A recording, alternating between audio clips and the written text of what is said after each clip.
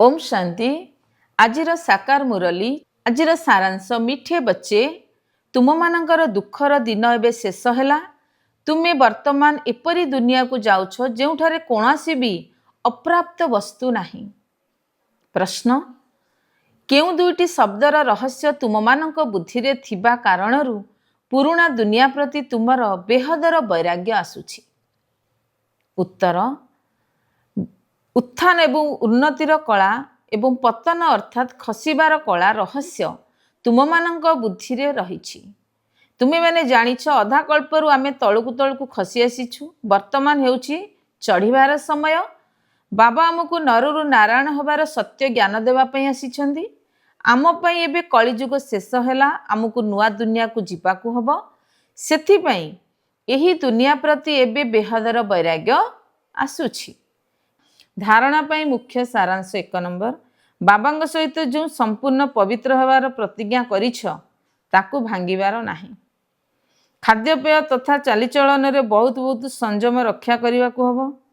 निजर चार्ट देखा हबो जे मो भितरे कौनसी अवगुण नाही तो।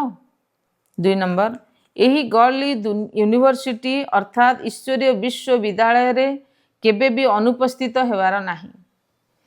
सुखधामर मालिक हेबार एते श्रेष्ठ पाठपढ़ा को कौनसी दिन मध्य बंद करि परिबो नाही। प्रत्येक दिन निश्चित भाव में मुरली शुणिबाकू हबो।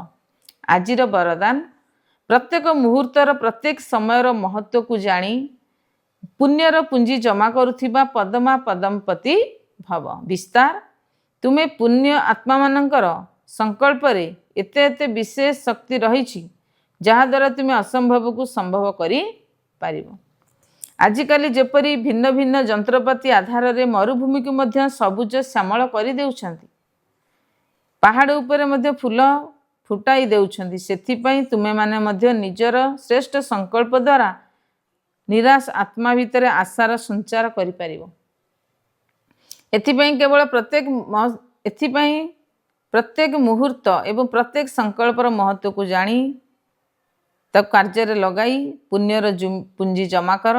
तुम मानकर संकल्पर शक्ति एवं एते श्रेष्ठ अटे जहा कि तुमर गोटे संकल्प मध्य काहाकू पद्मा पद्मपति करी देई पारिबो। स्लोगान जदि प्रत्येक कर्म अधिकारी पणियार निश्चय एवं बिना एवं निशार सहित करिबो तेबे मेहनत समाप्त होई जिवो। अव्यक्त इशारा कर्मातीत स्थिति को प्राप्त करिया पई निज भितरे विशेष करी एकत्रीकरण शक्ति एवं समाहित करिवार शक्ति आवश्यक।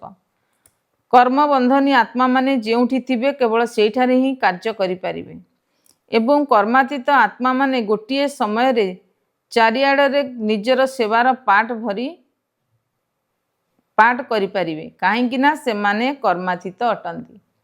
सेमानकर गति अति तीव्र होइथाय। तेणु सेमाने गोटे सेकेंड भितरे जेउठारे इच्छा सेठाकू पहुँची जाई पारिबे।